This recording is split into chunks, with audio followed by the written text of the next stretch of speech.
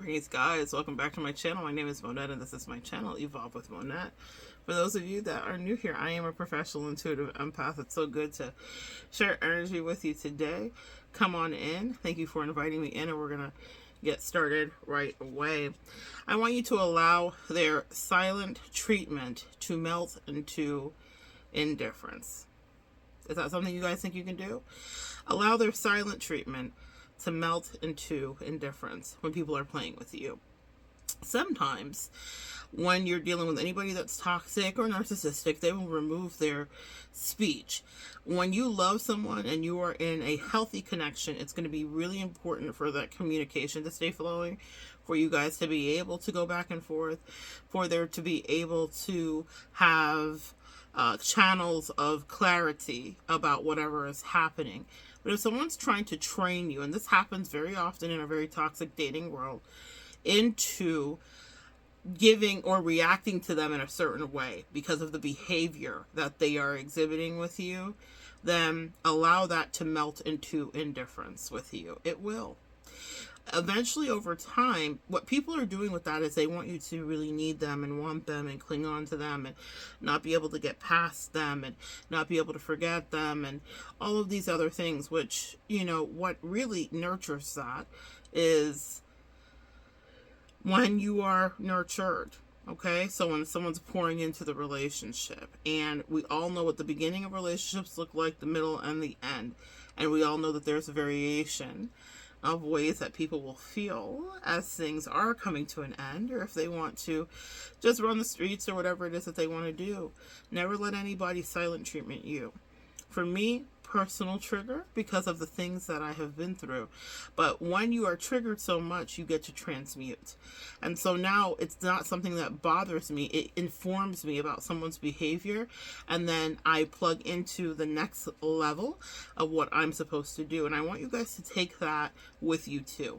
You plug into the next level of what you're supposed to do, which is that you're going to allow that silent treatment to melt into indifference, where you no longer care, where you're no longer chasing, where you're no longer trying to make something work, and where you just are unplugged. I have a video that I did called Win Win Win Win, and it's by J-Rock. It's a song by J-Rock, who is affiliated with TDE and Kendrick Lamar, and he has a line in it where he says, "Stop chasing that bitch. Win, win, win, win." Okay, and really, whether it's a bitch or a man that's acting like a bitch, stop chasing anybody that's wanting to withdraw their energy from you, and allow it to melt into indifference, because it will do. It actually will.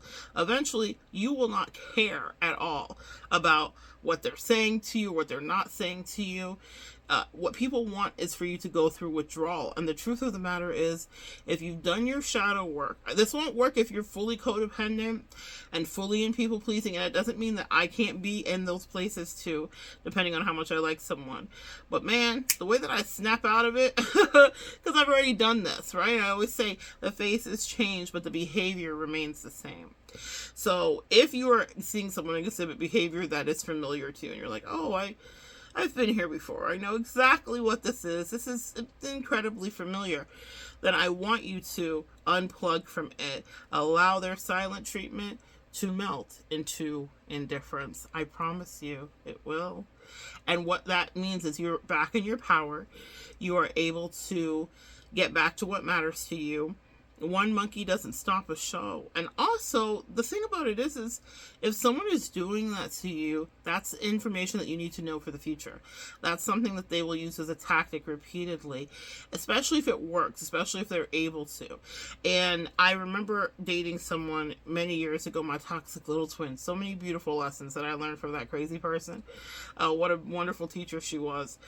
And for all the wrong reasons. But she would talk to me about how she would purposely want to hurt people's feelings around her at work, how she would purposely wait until her silent treatment would make someone shudder and cry. She was a full covert narcissist, and she derived power like an energy vampire from withholding that energy. Now, when she's telling me this, she maybe forgot that this is a very similar way that she had treated me during various times in our connection. And and she had bad behavior. Like, she would just ditch. She would, like, we'd plan a trip, she would just, like, leave in the middle of it if I wouldn't sleep with her, if she wouldn't get her way, or whatever the case may be. And there are reasons for that, because I don't do anything half-ass with any half-ass energy. Maybe that's relevant for someone here too. You might need clarity in a connection or a relationship about what exactly is happening before you're going to give yourself to somebody. Empaths, usually once we heal, that's how we operate. But the world doesn't operate that way. The dating scene isn't that way. So people just do anything without any kind of communication or boundaries about what is happening or what the expectation is, hoping to just meander and crash into you. And that doesn't work, does it, boo? It doesn't work. Well, it didn't work for me. But so she would punish me by doing ditching behaviors and silent treatments and weird stuff. And eventually her silent treatments just melted into indifference. I was so tough. My exoskeleton had toughened so much. I turtle shelled. I was able to protect myself because I was like, oh, we've done this before, and now I'm bored.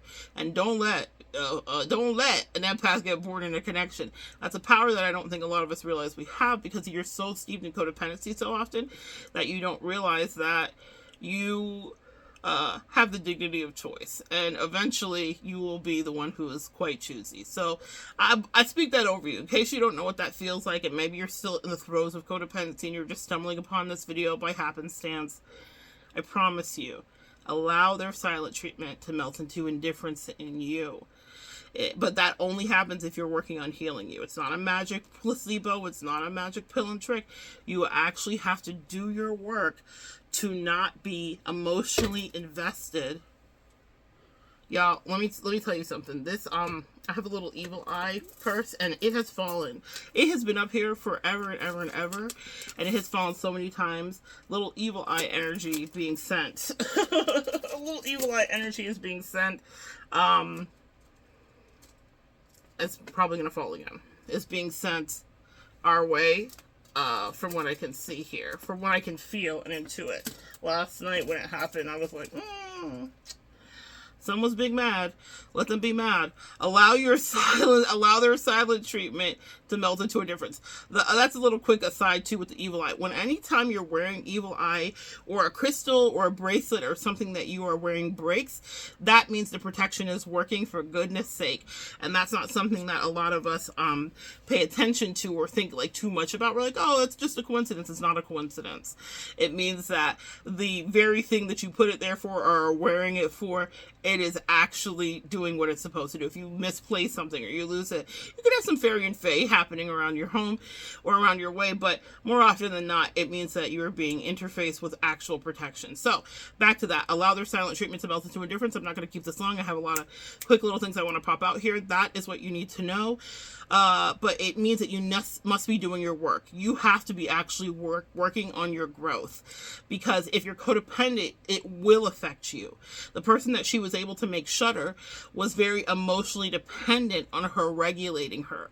Here's a caveat to this. In order for this little trick to work, you have to not really need whoever is trying to treat you badly and trying to train you with silent treatments and removal. My very first silent treatment was from my father, who was a narcissist, and he had epic silent treatments. So I was able to weather them a little differently in life when they came to me, but it still didn't mean that it didn't shatter my reality at times, and that I wasn't very much affected by people's silent treatment before I regulated, grew, and self-respected, and actually understood, oh, they're trying to pull my energy. My energy is so delicious that the only way they can now try to extract it is by punishing me and hoping that I run behind them to apologize. Well, that's not the way that it's going to be.